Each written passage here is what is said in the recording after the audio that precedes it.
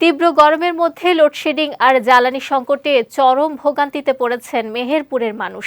বিদ্যুতের অভাবে রাতের ঘুম হারাম, আর দিনের বেলায় তেলের জন্য দীর্ঘ লাইনে দাঁড়িয়ে থেকেও মিলছে না কাঙ্ক্ষিত জ্বালানি।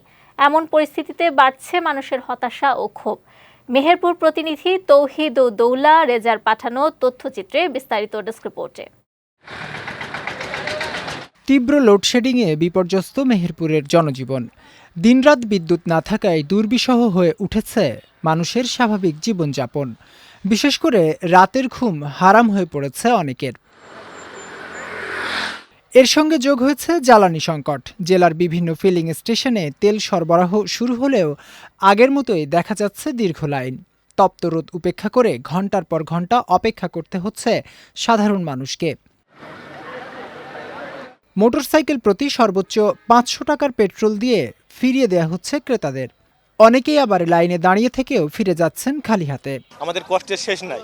এই যে রোদ, এই প্রখর রোদ দাঁড়িয়ে সারা রাত লোডশেডিং কারেন্টের কারণে ঘুম নাই, আবার ভোর থেকে লাইনে দাঁড়ানো, শেষমেশ তেল পাইনি। এই কষ্টের কথা আমাদের কেউ দেখে না, কেউ শোনে না কেউ।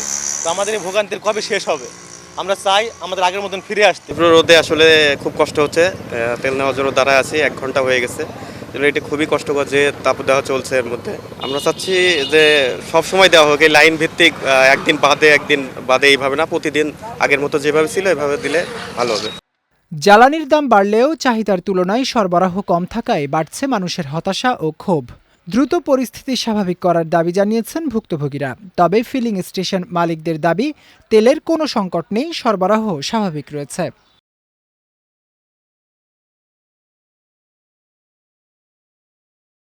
প্রান্তিক চাষিদের তাদের চাহিদা পূরণে আমরা সক্ষম হচ্ছি। আমরা এখন মোটামুটি পর্যাপ্ত তেল পাচ্ছি এবং মানুষের মৌলিক চাহিদা মেটাতে আমরা সক্ষম হচ্ছি।